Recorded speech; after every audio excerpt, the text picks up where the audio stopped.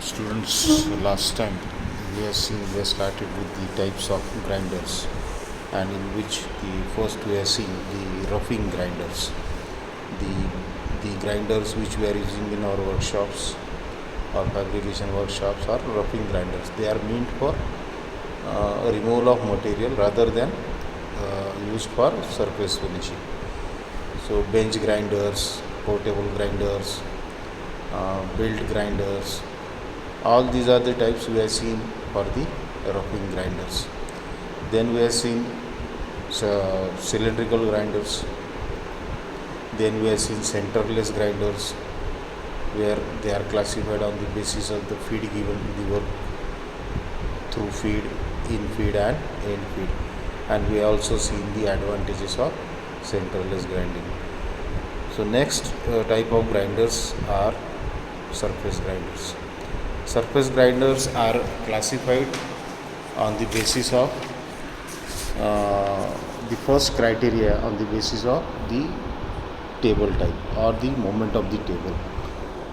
The table on which the workpiece is to be mounted, how that table is moved, whether it is having a reciprocating table or whether it is having a rotary table. That means the types varies as per the moment of the table. So first category of classification of surface grinder is depending on the moment of the table. They are classified as reciprocating table and rotary table. So this is the diagram which is showing the reciprocating table type surface grinders. So in which we can see the grinding wheel which is rotating in the direction shown, and the spindle of this grinding wheel is horizontal. Then it is also in feed. It is given the in feed means त्याला आपण खाली खाली पण नेऊ शकतो.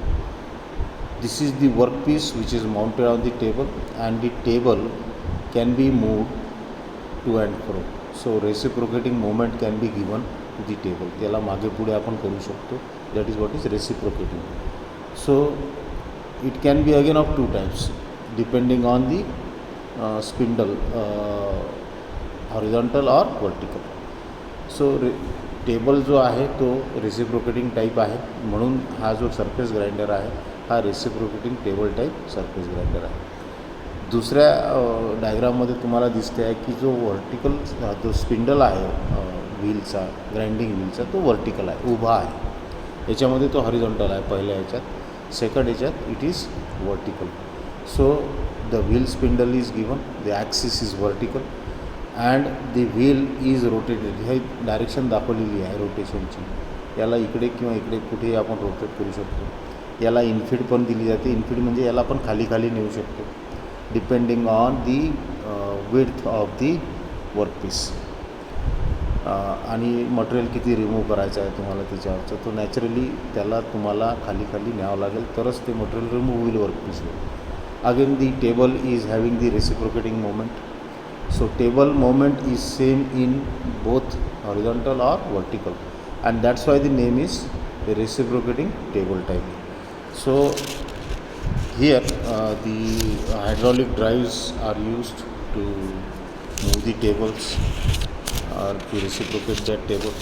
So depending on the length of the workpiece, we can restrict the moment of means the extreme forward position and extreme backward position of the table can be adjusted with the length of the workpiece.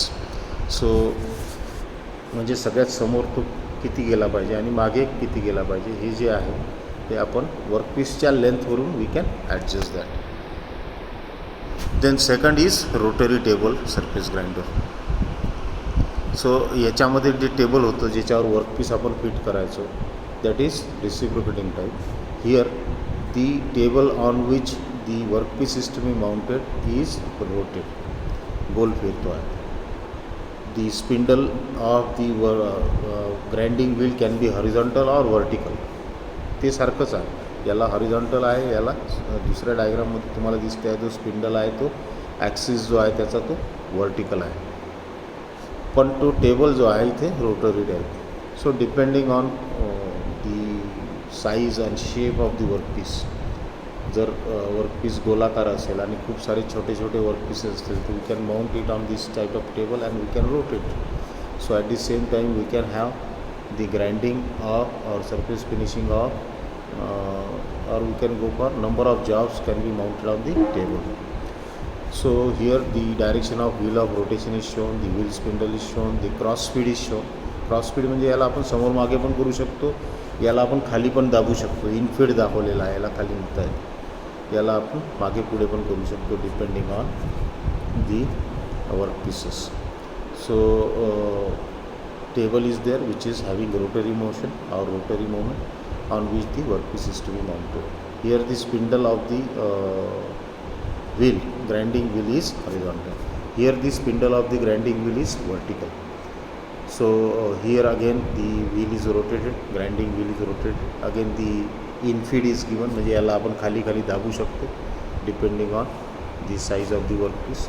आणि workpiece या टेबलवर आपण mount करू. So here the type of surface grinder जे आहे simply it is use to grind the surfaces. So here the table is rotary. So these are two types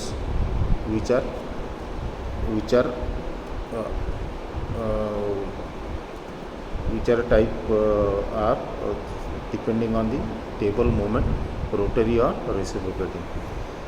Then the next type of surface grinder can be phase grinder. So it is more or less similar to the operation of horizontal spindle reciprocating table surface grinder. जसा horizontal spindle reciprocating surface grinder होता हा पहिला, असाच हा phase grinder असतो. But differs in that vertical flat surface is ground instead of horizontal. उभा जर surface असेल फ्लॅट तर त्याला फेसिंग ज्याला म्हणतो आपण, त्याला ग्राइंड करायचं असेल तर we use face grinder. The cutting is done on the face of the wheel and not on the periphery. So face म्हणजे जो उभा सरफेस आहे वर्कपीसचा त्याच्यावर आपल्याला ग्राइंडिंग करता येतं, पेरिफेरीवर त्याला करता येत नाही. It is just a surface grinder which is use to grind the vertical surfaces. Usually cup, ring or segmental type wheels are used. जे व्हील आहे त्याचा शेप कप टाईप असतो किंवा रिंग टाईप असतो किंवा सेगमेंटल टाईप पण असतो. Segmental म्हणजे एका लाईनमध्ये ग्राइंडिंग, त्याला व्हील नाही म्हणू शकत आपण, त्याला जो ग्राइंडिंग कटिंग टूल आहे that can be used. Which are mounted on horizontal spindle, आडव्या स्पिंडलवर त्याला माउंट केलं आणि feed on to the vertical surface of the workpiece. Workpiece टेबलवर माउंट केलेला आहे, त्याचा वर्टिकल सरफेस म्हणजे उभा सरफेस ग्राइंड करायचा आहे, तो we can do with this face grinders mounted on the reciprocating table. Table जो आहे तो रेसिप्रोकेटिंग राहील, नॅचरली तो रेसिप्रोकेट होईल तरच तुमचा पूर्ण सरफेस जो आहे वर्कपीसचा तो ग्राइंड होऊ शकतो. This type of machine use for large and heavy workpieces. मोठा वर्कपीस आहे, मोठा फेस आहे, वर्टिकल फेस आहे उभा, त्या केसमध्ये we can go for face grinding. The work can be held on angle plate or on the specially design fixtures. याच्यासाठी तुम्हाला एक तर वर्कपीस मोठा आहे, हेवी आहे, त्याला टेबलवर माउंट करायचं आहे, तर you have to clamp it, you have to hold it rigidly against the grinding wheel. Otherwise there won't be the grinding won't be. तो जर वर्कपीस रिजिडली लावलेला नसेल, क्लॅम्प केलेला नसेल तर ग्राइंडिंग व्यवस्थित होणार नाही. आणि म्हणून अँगल प्लेट किंवा दुसऱ्या टाईपचे स्पेशल फिक्चर्स आपल्याला त्याला क्लॅम्पिंग करायसाठी यूज करावं लागतील. Then next is way grinder. आता वे हा शब्द जिथं आला, वे म्हणजे बेड वेज म्हणा किंवा की वेज म्हणा किंवा स्लॉट्स म्हणा, जिथे जिथं मशीनमध्ये वेज आहे, जिथं एखादा दुसरं म्हणजे जसं लेथवर टेलस्टॉक असतो, तो tailstock we can move forward and backward along the bedways given on the bed. त्याच्यावर मार्ग दिलेला असतो, त्या मार्गावरून ते जसं रेल्वे आहे तर रेल्वे रुळावरून, रूळ is what the way on which the wheels are moving. So it cannot, तो त्याच्या बाहेर जाऊ शकत नाही रुळाच्या. So ways are to be ground. So in a special type of grinding we can do that. It is actually a single purpose machine, म्हणजे त्याचं काम तेवढंच राहील, दुसरं काम ते करू शकणार नाही. Used normally for grinding the bedways of different machines. वेगवेगळ्या मशीन्सचे जे बेडवेज आहेत, ज्याच्यावर वेगवेगळ्या अटॅचमेंट्स मूव्ह करू शकतो आपण, समोर मागे करू शकतो, ते वेज जर ग्राइंड करायचे असतील तर आपल्याला स्पेशल टाईपची वे ग्राइंडर यूज करावं लागेल आणि त्याचं तेवढंच काम राहील. It is a very large and heavy duty machine. कारण बेडवेज जर ग्राइंड करायचे आहे आणि बेड हा काही छोटा नसतो, तो हेवी पण असतो, मोठा पण असतो. सो त्याला जर ग्राइंड करायचं असेल तर ती मशीन पण तेवढीच रोबस्ट आणि रिजिड लागेल, तेवढीच हेवी लागेल. So it is a very large and heavy duty machine carrying a vertical spindle. तो स्पिंडल जो आहे तो उभा राहील, ॲक्सिस जो आहे तो त्याचा व्हर्टिकल राहील. Cup, ring or segmental type wheels are used. जे व्हील यूज होतील ते पुन्हा रिंग टाईप किंवा कप टाईप किंवा सेगमेंटल टाईप व्हील्स यूज होतील. The wheel spindle can be tilted. जो स्पिंडल आहे व्हीलचा तो एखाद्या ॲंगलवर पण आपण ॲडजस्ट करू शकू. Tilted to a desired angle to grind inclined surface of the wedge. जर इन्क्लाइंड सरफेस असेल वेजमध्ये तर त्याला ग्राइंड करताना, ग्राउंड करताना आपण तो जो ग्राइंडिंग व्हील आहे that can be adjusted at a certain angle. We can tilt that. The table is of recip. म्हणजे टेबल जो आहे ज्याच्यावर आपण वर्कपीस माउंट केलेला आहे, ज्याला आपल्याला ग्राइंड करायचं आहे, ते वर्क माउंट केलेला आहे, तो रेसिप्रोकेटिंग टाईप असतो. Which carries the work past the rotating wheel. त्याच्यावर वर्कपीस ठेवलेला आहे आणि तो रोटेटिंग व्हीलच्या with relation with the rotating grinding wheel it moves the workpiece. The last type of surface grinder is wet belt grinder. Wet belt म्हणजे जे grinder आहे, grinding tool आहे, ते बेल्टच्या स्वरूपात असतं. बेल्टच ग्राइंडिंग टूल म्हणून यूज होतो. So these machines carry a vertical platen which supports an endless abrasive belt. जो बेल्ट आहे तो ग्राइंडर आहे, तर त्याच्यावर एक व्हर्टिकल प्लॅटर्न असतं आणि त्याच्यावर तो बेल्ट असतो. Revolving in a vertical direction. तो उभा रिव्हॉल्व होत असतो. The table moves to feed work against the belt. त्या बेल्टच्या संपर्कात वर्कपीस आणला जातो जो टेबलवर माउंट केलेला आहे. And farmer also oscillates. म्हणजे जो बेल्ट आहे तो मूव पण होतो, रोटेट पण होतो, त्याच वेळेस ऑसिलेट पण होतो. म्हणजे मागे पुढे पण असा कंटिन्युअस ऑसिलेट होत राहतो. तो ऑसिलेशनमुळं काय होतं की तो it comes contact with the workpiece very easily and it creates friction and that's why the material is removed from the workpiece. आणि to effect the desired grinding. Grinding जे आहे ते त्याला मूव्ह पण केल्या जाते आणि ऑसिलेट पण केल्या जाते. तर त्याच्यामुळं काय होतं ते ग्राइंडिंग होतं. The abrasive used on the belt carries a resinoid bond. बेल्टवर जे ॲब्रेसिव्ह लावलेली आहे ते रेझिनच्या बॉन्डनी चिपकवलेले असतात. This type of machine is specially use for grinding low fusion point material. ज्याचा फ्युजन पॉईंट कमी आहे, जो लवकर वितळतो, ज्याला म्हणतो आपण गरम झाल्यावर लवकर त्याचं लिक्विडमध्ये रिकॉन्टर होतं, फ्युजन पॉईंट कमी आहे, मेल्टिंग पॉईंट कमी आहे, त्या मटेरियलला वेट बेल्टनी जर आपण ग्राइंड केलं, म्हणजे ओलं करून, कूलंट यूज करून, तर हीट जनरेटेड जी आहे ती कमी होईल आणि जे मटेरियल आहे ते खराब होणार नाही, ते कुठं मेल्ट होणार नाही, फ्युजन होणार नाही. So this type of machine is specially used in grinding low fusion point material. As a large amount of heat is generated, heat generated is absorbed by the coolant. जो coolant आपण इथे use करून आलो आहे बेल्टच्या सोबत, that's why the name is wet belt. Wet म्हणजे ओला, वेट बेल्ट म्हणजे तिथं आपण कूलंट पण यूज करून राहिलो आहे. त्या बेल्टला आपण कूलंटच्या सहाय्याने पूर्ण वेट करून राहिलेलं आहे आणि that is use for what to carry out the heat generated because of the friction and that's why it won't affect the workpiece. कारण वर्कपीस जो आहे तो लो मेल्टिंग पॉईंटवाला आहे, लो फ्युजन पॉईंटवाला आहे.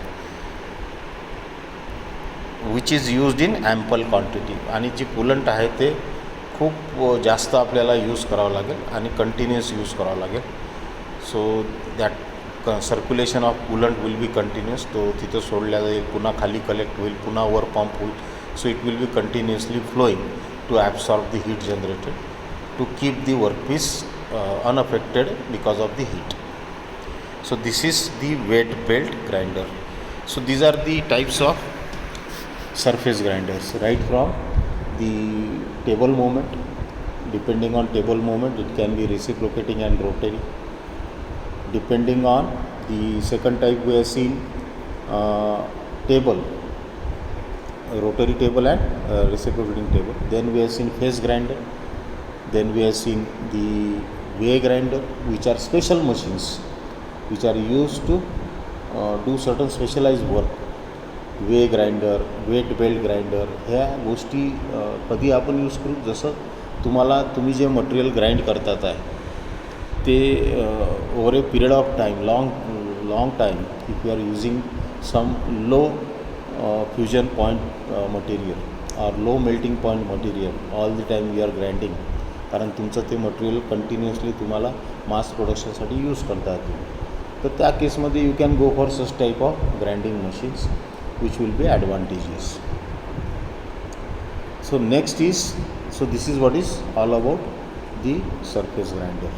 So we have seen roughing grinders, we have seen cylindrical grinders, we have seen centerless grinders, and we have seen surface grinders and their types. Then next is wheel material. आता जे grinding wheel आपण use करतो as ए cutting tool, ज्याच्या साहाय्याने आपण cut करतो material, ते grinding tool जे आहे ते कशाचं बनलेलं असतं ते that will see. A grinding wheel essentially consist of the following two material. दोन गोष्टी त्याच्यात असतातच. एक तर असते ॲब्रेझिव्ह मटेरियल जे आहे ते कटिंग ॲक्शनसाठी यूज होतं. कोणतीही गोष्ट आपल्याला कट करायची असेल तर धारदार गोष्टी, आपल्याला धारदार काहीतरी लागेल, ॲब्रेझिव्ह पार्टिकल्स लागतील. आणि त्या ॲब्रेझिव्ह, जसं तुम्ही साईन पेपर पाहिला असेल, it is nothing but the abrasive particles bonded on a paper, right, त्याला चिपकवलेले असतात आणि त्याने आपण घासलं की तो सरफेस वरचं जे मटेरियल आहे ते काही प्रमाणात निघतं आणि तो सरफेस फिनिशिंग होतो.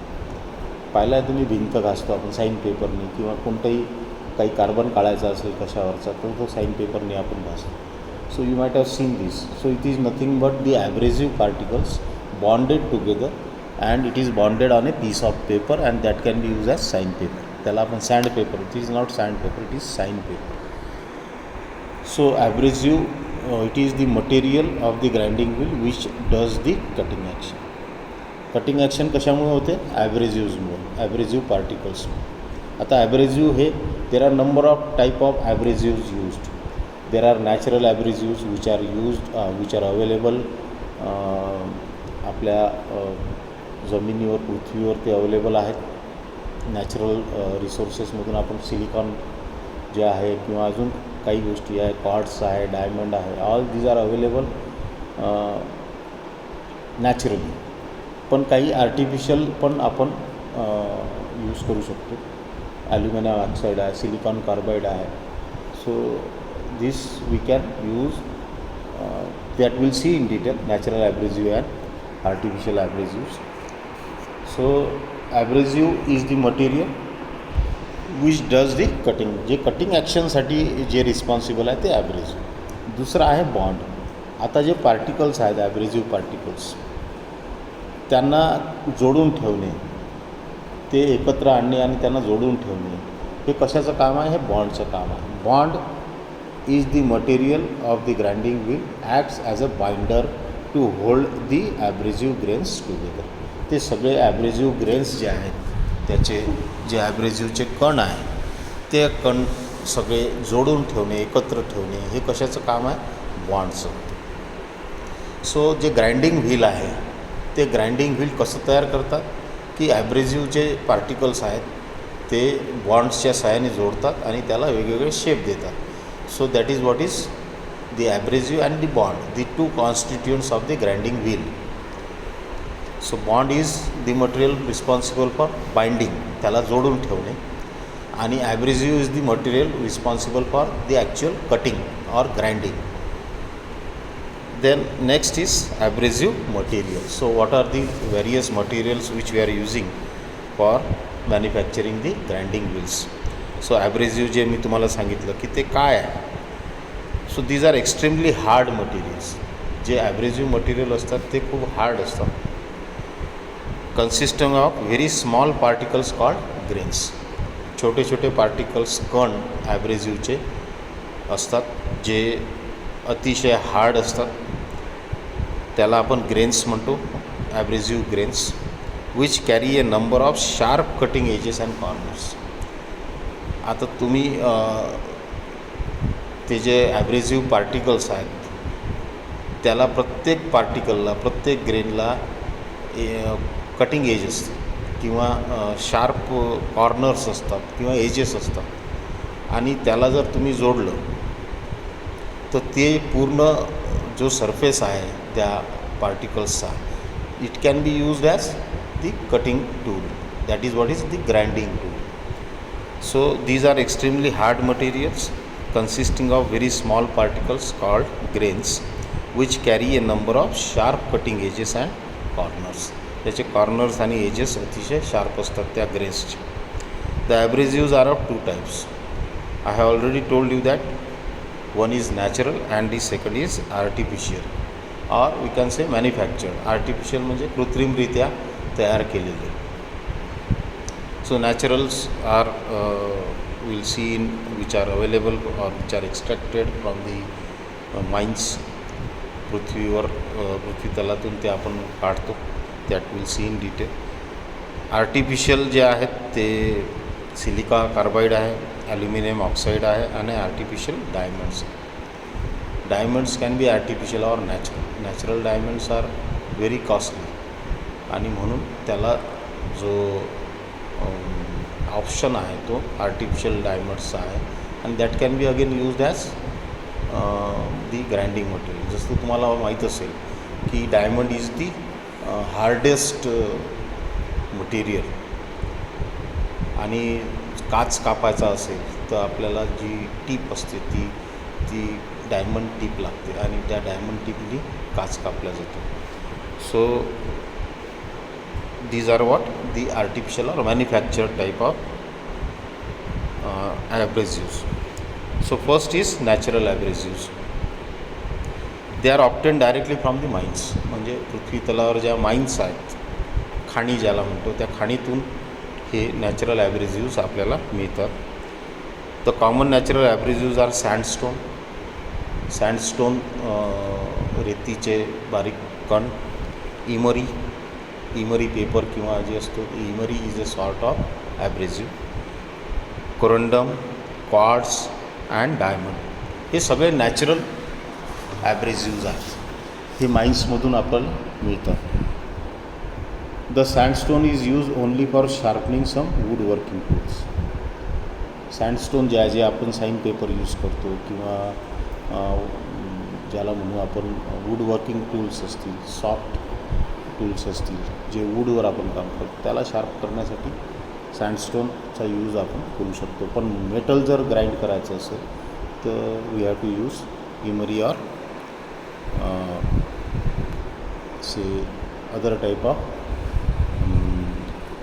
abrasive material. So the sandstone is used for sharpening these woodworking tools. Emery and corundum are the materials which were formerly used widely but have now been replaced almost completely by the artificial abrasives. आता ह्या ज्या गोष्टी आहे, ज्या natural ॲब्रेसिव्ज होते ते माइन्समधून मिळवणं आणि त्याची उपलब्धता ज्याला म्हणतो आपण अवेलेबिलिटी ही फार कमी असल्यामुळं ते खूप कॉस्टली पडतं जे नॅचरल ॲब्रेसिव्ज आहेत. आणि जे सँड आहे ती फक्त सॉफ्ट मटेरियलसाठीच यूज केल्या जाते वूडसारख्या, आणि हार्ड मटेरियलसाठी जर आपल्याला काही यूज करायचं असेल तर त्या ज्या गोष्टी आहेत त्या खूप कॉस्टली पडतात.